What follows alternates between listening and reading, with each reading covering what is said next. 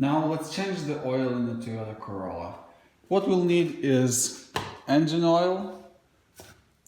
I would be using now Castrol. I'll try it. I never tried Castrol. I always was using Pennzoil. Was not really impressed with Pennzoil, so I'll try Castrol. It's a full synthetic, 0W20. That's what you need for a more modern Toyota Corolla. And it has the highest, why I chose Castrol is because it has the highest API rating. So maybe you can see here in 2020, I believe this is the highest rating you can get, API Service SP for gasoline engines. So we're gonna go with Castrol today, and also you'll need, of course, a filter, oil filter. And believe it or not, Toyota Corolla, you can see it takes this tiny little filter. It's so tiny, I don't know how it filters anything. But anyway, I decided to go for K&N because it's a bit better. I think it's a performance silver oil filter. It's not, I don't think it's top of the line, but it's also not the worst, the cheapest you can find. So we're gonna go with it, and it's a cartridge style filter. So what you get is a cartridge that you put inside of that assembly, plastic assembly that you have there. You can put it in this way or this way, it doesn't matter. It says made in Korea. Here you go, you don't see it. Yeah, it says made in Korea. So hopefully it's a bit better than made in China. And you also get this gasket, because you also should change a gasket every time. So there's an assembly there that holds the filter, and it has a rubber gasket, and we'll need to replace the gasket. You probably can reuse it a few times, but nobody recommends it. I don't know if people really do. I replace it every time. I replace the gasket every time. I had no problems so far, so I'm gonna keep doing that. And of course, because it's not your standard or classic oil filter with the metal housing and the filter element inside that just screws on your engine block, we need a special tool to unscrew that plastic housing. And this is the tool. You can get it in most shops. If you get like a metal one, it should serve you for a long time. I don't believe you can break it, because this is metal, but the housing is in that assembly is plastic. So you will faster break that housing, I think, than this will break, because this is metal, unless you get something that is defective. Okay, so let's go ahead and do everything. Open your engine oil fill plug. If you're wondering what kind of oil you need, it says right here. I'm gonna be using 0W20 because I live up north. It's really cold in winter, so I will go with the lower viscosity for winter. Check your dipstick. So you can see I have roughly the oil level in between low and high. And that's acceptable, but it means that it burns a little bit of oil, because I always fill to the max when I change the oil, and now it's, I don't know, 6,000 kilometers after I changed the oil, and it's now to the middle, roughly. It burns a little bit, but I guess that's kind of normal. Of course, ideal would be if it didn't burn any oil at all. It's an older vehicle, so I think it's acceptable for it to burn a little bit. We'll leave the dipstick out, and we'll put it in once we start filling the oil, so we get the accurate level reading. Now what you want to do is jack up your vehicle. I will jack it up on one side and then put a jack stand on the front. So I'll have this side lifted and the oil pan is on the right side, I believe. So it will be helpful to lift this side. So let's go ahead and find the notches. There are two notches. There are two notches, 1 and 2, and that's where you should jack up your vehicle using your provided jack. That's the place for it.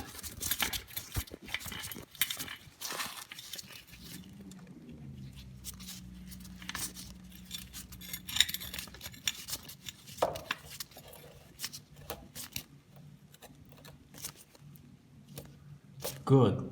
Now let's jack it up and put the jack stand on the front.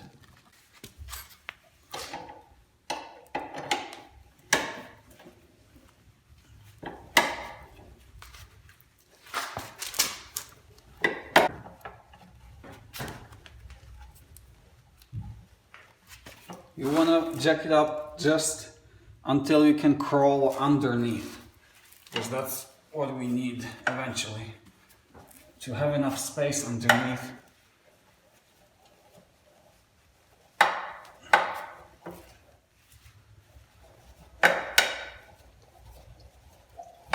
I think that's enough.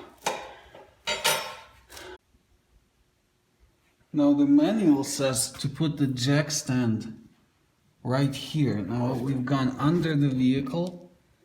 Here's your tow hook, and this is also the place where you want to put your jack stand.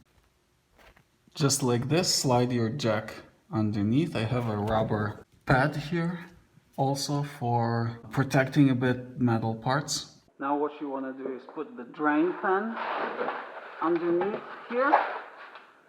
So we drop the pan right here, because here is the drain plug and here is the filter housing. Now you'll need a 14mm socket.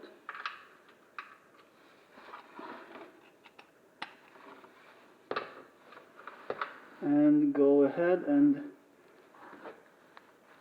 unscrew it.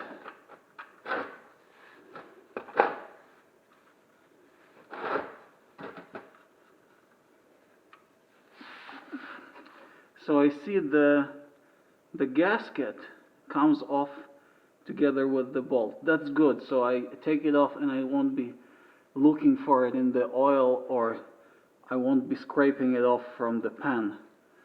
So that's good. Let's just drain all the oil.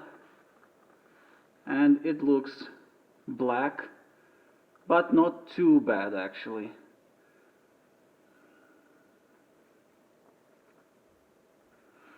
So let's inspect our bolt while it's draining. Let's inspect our bolt. Everything's good. The thread is in a good shape. The gasket looks very, very good. I think I can even reuse it. I have some other gaskets with me. So I have new gaskets, but I might be able just to reuse this one. Looks very good.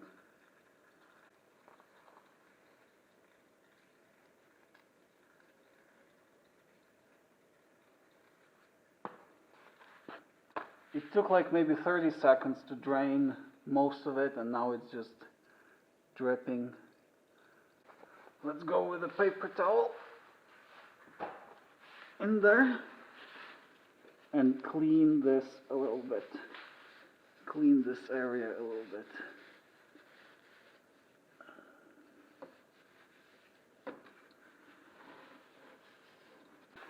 It looks like it has all drained. It's just dripping now. So I'm just gonna clean a bit the surface here the best I can with the paper towel and install the plug.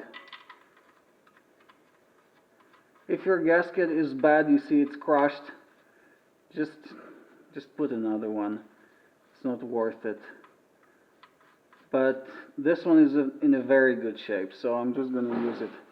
And Scotty Kilmer would say, just make it snug. But I do have a torque wrench, and probably the gasket looks so good because I used the torque spec. That's the torque spec for this vehicle. So let's do it again. The torque spec is 25 feet-pounds of torque for this bolt. But I'm going to use 26 because I'm using the old gasket, so I want to crush it a bit better. So is it now? Yeah, it's tightening.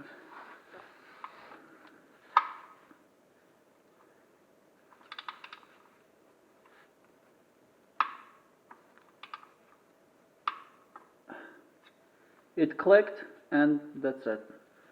That's enough. Now let's go to the filter. So this is your drain bolt. We now torqued it to spec. And here is the filter housing. It is tiny. And there is this retention pin, or how you call it, I don't know. So it prevents the filter cover, this filter plastic cover, to unscrew completely. So if for some reason it starts to unscrew due to vibrations or what have you, this pin would hold it in place, and it will get loose, but it will not just fly off. So here there are these like bulges that will come in contact with this pin, and this pin will stop this from unscrewing further. So what we want to do first is remove this, because we want to unscrew this completely. So take your screwdriver and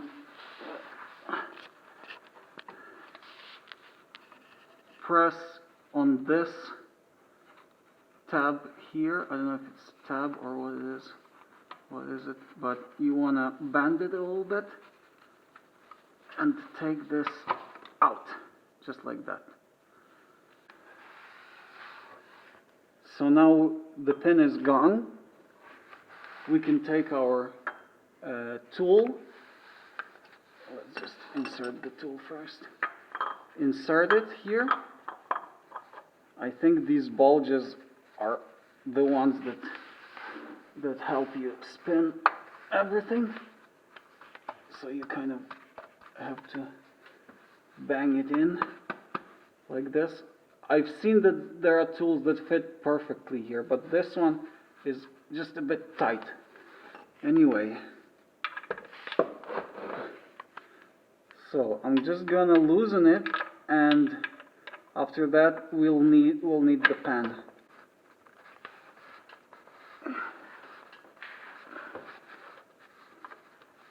Oh, it's tight.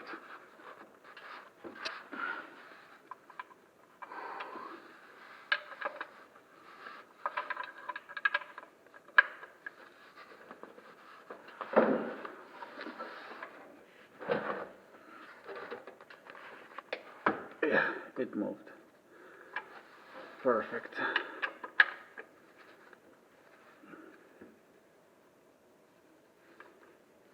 There's that O-ring there that needs to be changed.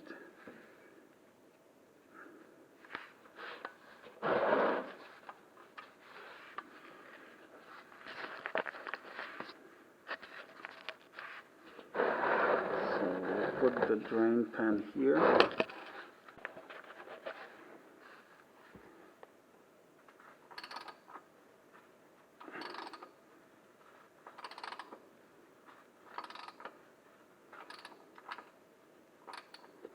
So see how it goes into these grooves. But this tool is actually not the best one. It doesn't really go into grooves perfectly.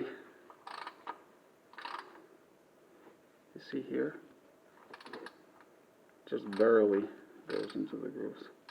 Okay, now I can just do it by hand. And I'm gonna use this hand so I don't have oil all over my hands. So there's gonna be some oil coming out. Just be ready for that. So my old cartridge had plastic on both sides here. It's made in China. The new one doesn't have it. Not sure if it's good or bad. So this is how it goes. It's both sides are the same. So we're just gonna put the old filter in here and leave it there. Take a paper towel. So I climbed from underneath there. Here's the filter. Here's my paper towel. Clean this off. And here's the O-ring. It's right in there. So what you'll need to do is clean your hands.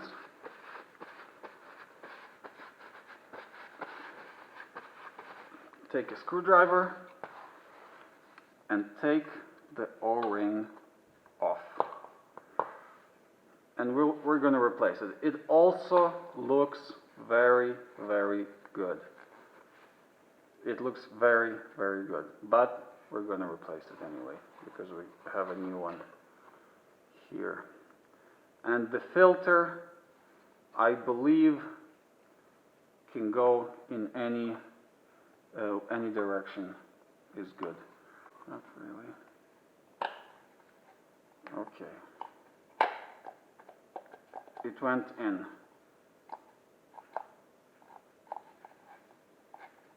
I don't know if it went in enough. Let's just leave it here and trust K&N that it made a good filter for my car. So here is an O-ring. It's good to have it a bit wet in oil, but it's anyway a bit wet from my gloves. And it goes in this groove, which is also wet with oil. So I will not really add anything here. Just put it on. Putting it on is easier than taking one off. Slides in perfectly.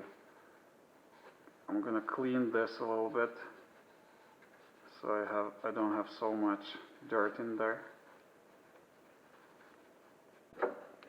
Slide it in there, and please, just please don't cross thread it. If you have to go backwards a little bit until you hear it jump off the thread, and then go clockwise to screw it in. So the filter is in. I'm not cross threading it. It's going in nice and easy. A bit more. We don't need the pan because we don't expect anything dripping anymore.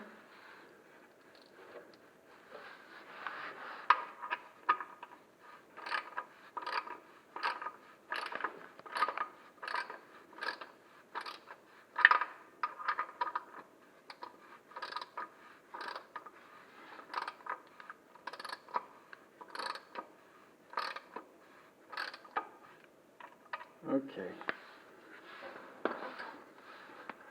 The torque specification for this filter is 22 feet-pound of torque, which is not that much. So Scotty Kilmer would again say just torque it until tight and don't over tighten it.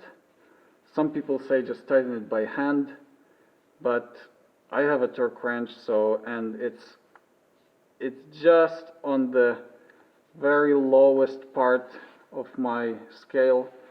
but I can still do 22, I believe.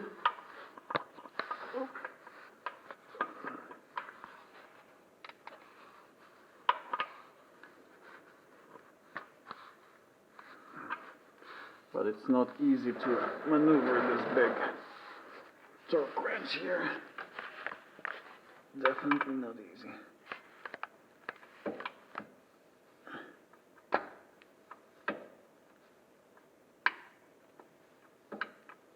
Now, I think it clicked. Yep, it clicked. So, 22, it clicked. That's it. That's all you have to do. It doesn't have to be super tight because it's plastic. Now the challenge is to take this off.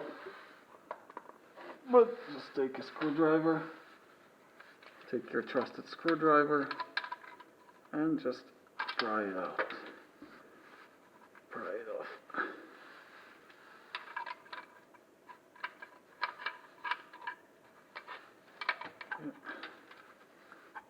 Good.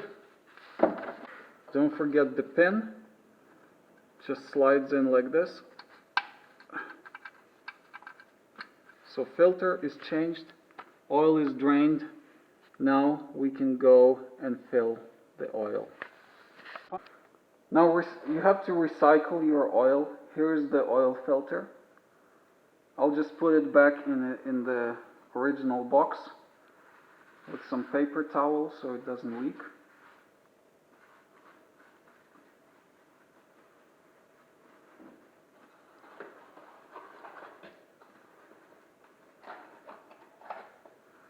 And now for your oil, you have to put it in the container. I'm going to use this container from windshield washer fluid. And you need to recycle it at your, I don't know where you recycle yours.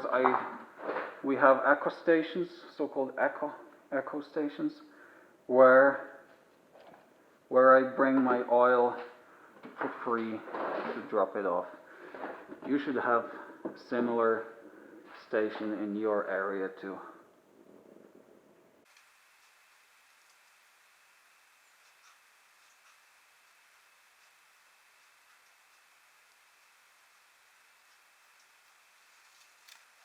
Find out how much oil you need.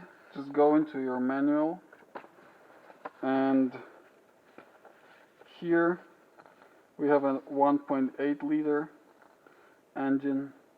With filter it's 4.4 quarts and 4.2 liters. Without filter 4.1. So we'll need 4.2 liters or 4.4 quarts in total. And we do have a 5 liter jug, so it means we'll need to leave like half a quart here. Put your funnel in.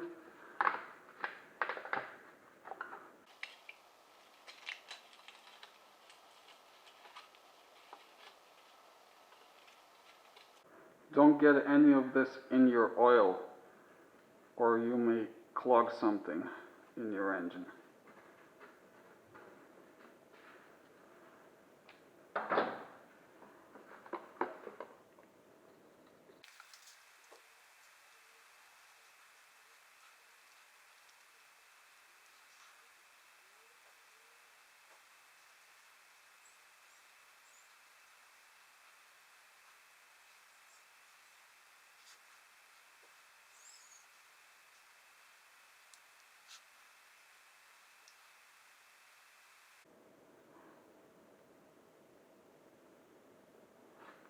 Let's check how much we put in.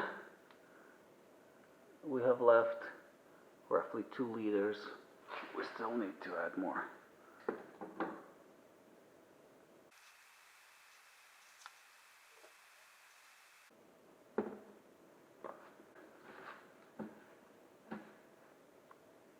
The level is here, so we still need to put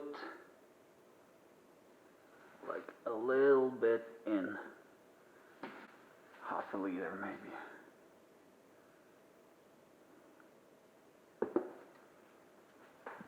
Let's check the level again. We are at 1 liter. We need a little bit more.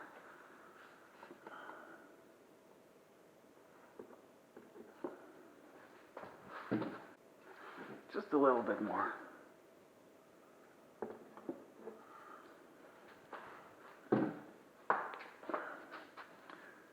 So the level is roughly here. You can see it. So we're almost done. Let's start the engine and check the level.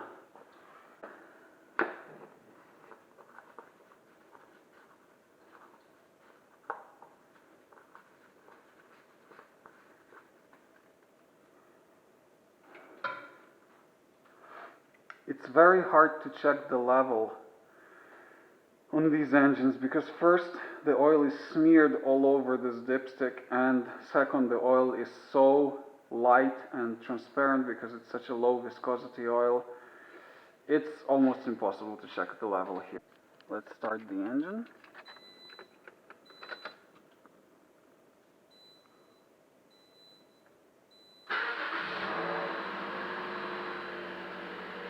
You notice how the oil pressure light was on for like 1 second and then it was off.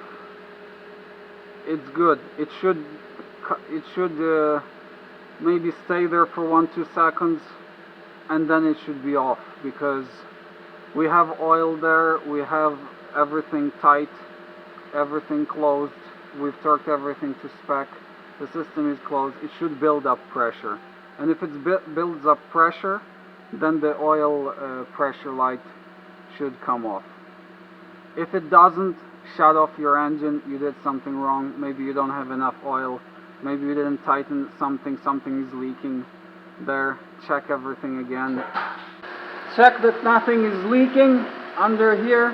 Nothing's leaking here. I don't see anything leaking on the filter. Now shut the engine off and let's check the oil level. So as I've said, it's pretty much impossible to read the oil level on these engines. So just try your best. And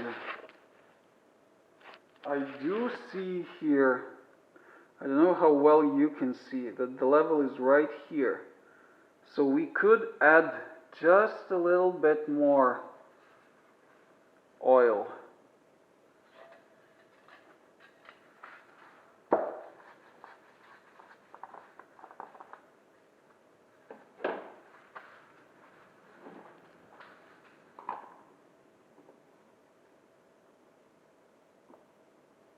Something like this. Probably.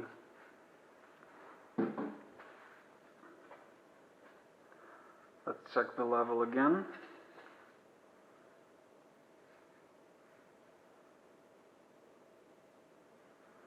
Very hard to see on these dipsticks.